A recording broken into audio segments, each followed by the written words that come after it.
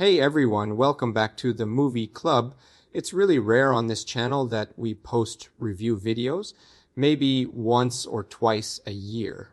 Like, we usually don't focus on the strengths and weaknesses of movies. We dig deeper into the story to see what the filmmakers were trying to tell us. But for Joker 2, that same rare thing happened again. We want to go and see what went wrong. Like, why were audiences so disappointed with Joker 2? Even in a poll we posted on this very channel, more than 70% of people who voted gave it a low score. Like, they wouldn't even recommend others to watch it. Spoiler warning for both Joker movies, because we're going to go deep into the story. So, those who've seen the movie and have been following the news about it probably already know where the main problem lies. There's this really important scene in the trailer. The trailer that came out a few months before the movie's release. It shows Lady Gaga with her hair cut short, her outfit changed, different makeup. And she's in the same elevator from Arthur's building in the first movie, where we saw the Joker slowly being born. But that scene was cut from the movie. It's just not there. And it's obvious the ending was changed. Fans kind of figured this out even before the movie came out. Like, at the Cannes Film Festival, when they screened the movie, reporters zoomed in on Joaquin Phoenix and Lady Gaga's faces to see their reaction after the movie ended.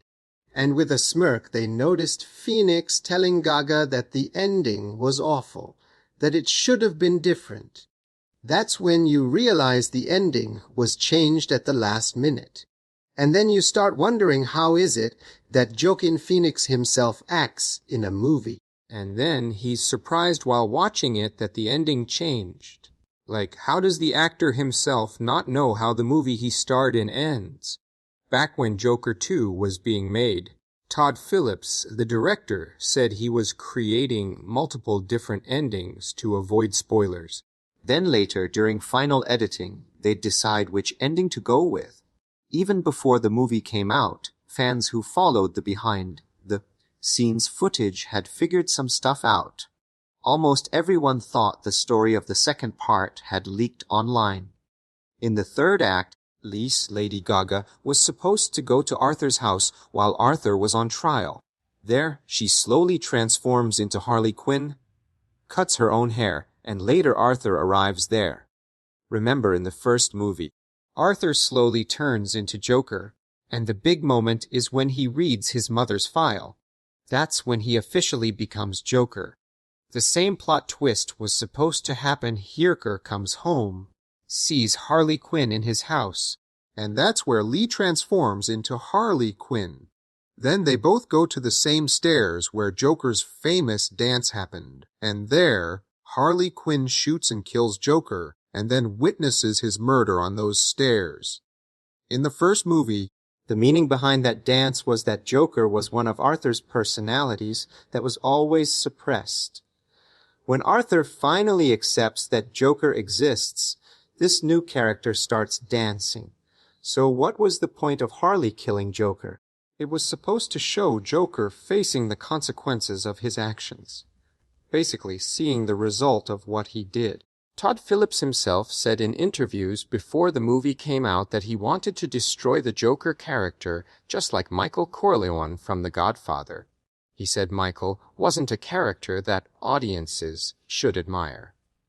Sure, he was charismatic, powerful, attractive, but still he was a killer, part of the mafia. So the creators of Michael Corleone showed not only how he was born, but also how he should be destroyed so that the message of the story stays moral. Joker was supposed to be the exact same way. Born in the first movie, destroyed in the second because of his own actions.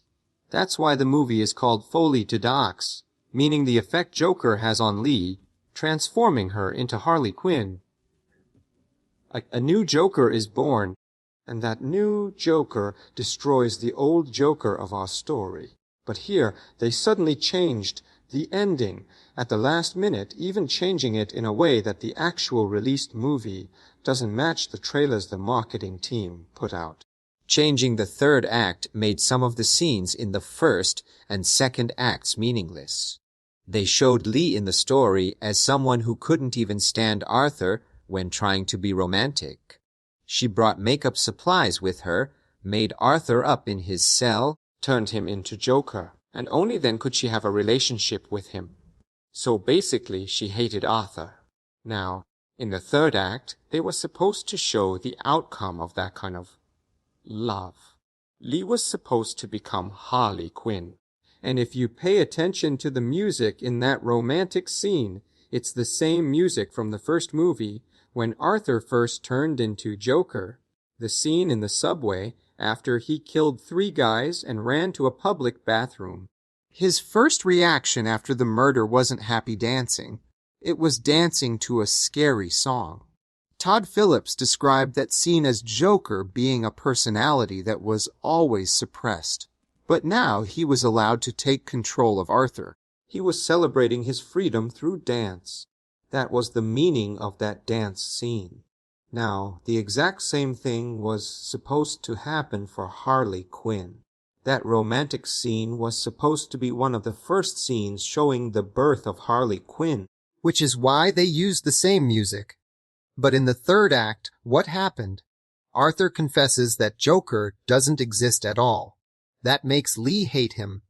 She cuts ties with him on those same stairs. Even though she's wearing Harley Quinn's makeup, as an audience member, you don't understand why she cut her hair or changed her outfit. Because the scenes of her in Arthur's house were never shown, they were cut. But in the third act, what happened? Arthur confesses that Joker doesn't exist at all. That makes Lee hate him. She cuts ties with him on those same stairs. Even though she's wearing Harley Quinn's makeup as an audience member, you don't understand why she cut her hair or changed her outfit. Because the scenes of her in Arthur's house were never shown. They were cut. And then how can the movie even be called Folie de Deux? Arthur clearly said with full sanity that Joker doesn't exist and no Harley Quinn was ever born. This change in the ending also affected other things that ended up annoying audiences. If you ask people who watched the movie, many of them will tell you the musical scenes had nothing to do with the story. And the reason is clear: those musical scenes were supposed to show us Joker and Lee's thoughts. Todd Phillips was inspired by the movie Chicago, which won Best Picture Oscar in 2002 for these musical scenes. In Chicago, there's a courtroom scene, just like Joker was supposed to have a trial. And a big part of the backstory, like how the murder happened and why, was told through musical numbers. The director wanted to do the same thing in Joker. Every time Joker and Lee go into their own thoughts, those thoughts would be shown as musical scenes. Gradually, through those songs, we'd understand what leads Lee to become Harley Quinn. So the music was supposed to serve the story, like in Chicago, Sweeney Todd, or La La Land, where the songs actually tell part of the story. But in Joker 2, since Harley Quinn doesn't even exist, the musical scenes become meaningless. And again, even some musical scenes shown in the trailers are missing from the actual movie. So even the musical parts were cut and censored, losing their purpose and just slowing down the narrative. Now, the director had a message in his story. He wanted to show the destruction of Joker. So how does Joker get destroyed? A random character comes out of nowhere and kills Joker, someone we don't know at all. That character has no depth, no background, no clear motivation, so the murder feels meaningless. Before that murder, that random character says the exact same line to Arthur that Joker said to Murray in the first movie. That line meant something back then. A lot of work went into Arthur's character so that he would finally say that line and kill Murray. But in the second movie, they just throw that line in with no explanation of why it's used. Then, to continue showing this madness, the director has that same random character cut his own mouth with a knife, so that later he can become the Joker that Heath Ledger played. Because this movie takes place in 1983, and the character we saw in Nolan's Batman movies was middle-aged, but here the Joker is very young. So now, the person who killed Joaquin Phoenix's Joker and cut his own mouth will later become the Joker whose movies happen in the 21st century. In the original ending, the madness was supposed to continue with Joker dying and Harley Quinn carrying it on. But now, in this new ending, some random guy comes and does it. Everything I've said shows that this movie has one big feature: it's aimless. Unlike the first movie, it doesn't have a steady rhythm or a clear path to reach its goal. What was the goal of the first movie? They wanted to make a modern version of Scorsese's Taxi Driver. Scorsese himself was one of the producers of Joker 1, and there were tons of references to Taxi Driver in it, which we covered nicely in our analysis of the first movie. Taxi Driver tells the story of a character played by Robert De Niro who, under societal pressure, eventually goes mad. The message was, if society doesn't take care of vulnerable people and just leaves them on their own, they'll feel like they belong nowhere and eventually go insane, and society itself will fall apart. So it had a social messagey society must take care of its vulnerable people. Todd Phillips did the exact same thing in Joker 1. He built that same social concept into his movie. Joker, under societal pressure, slowly turns into Joker and throws all of society into chaos. So there was a clear goal. At the start, we saw a vulnerable character. At the end, a monster was born smiling. But in the second movie, that goal doesn't exist at all. Just look at the ending. Arthur confesses that Joker was never real. It was just Arthur, acting out of anger. Arthur was a victim throughout the whole story, from part 1 to the end of part 2. Then, because of his confession, the few people who loved him leave him. And eventually, that confession leads to his death. Like, maybe if he hadn't confessed, if he had insisted Joker exists, he might have survived. So in the end, he doesn't face his own guilt and get into trouble because of it. He tries to be a good person by confessing, and instead, he gets into trouble and loses his life. This happens in the story simply because the story has no clear purpose, and that's not the only problem. The movie starts with an animation, which was kind of creative, to be fair. It was called Arthur and His Shadow, trying to say that Joker is Arthur's shadow, and whatever suffering Arthur goes through is because of Joker's mischief.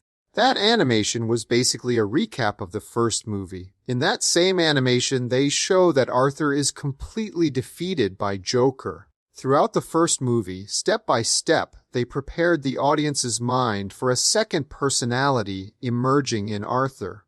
For example, Joker was left-handed, but Arthur was right-handed. They showed this throughout the movie. Even when writing, Arthur wrote with his right hand, and then suddenly the music would change, and he'd switch to writing psychopathic sentences with his left hand. They were preparing our minds for the fact that a second personality existed inside Arthur, which would eventually take control. So naturally, for the second movie, audiences wanted to go to the cinema and see the story of that Joker. Arthur's story was done. They wanted to see what that Joker would do now that he was born. But in part 2, it's like they start over again. We're dealing with Arthur again, and by the third act they'd end Joker's existence completely. This even became a trend online. Many people said they should have renamed Joker 2 to Arthur, because we never actually saw Joker, or the movie had nothing to do with the Joker character. They were just telling us Arthur's story.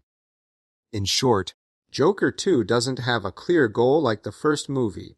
It tells a confused story, and that confusion makes a lot of parts of the movie meaningless, showing us images that don't mean anything. Exactly what Joaquin Phoenix said at the festival, that the ending was flawed. If the ending had been different, the whole meaning and message of the movie would have changed. So yeah, friends, that's our review of Joker 2. Hope you found it useful. Thanks to you for watching this video, and also thanks to Android Box and NetBox. the sponsors of this video. Let us know in the comments what you thought. How was your experience watching Joker 2? And what score would you give it? If you liked this video, don't forget to like it, and until the next video, goodbye.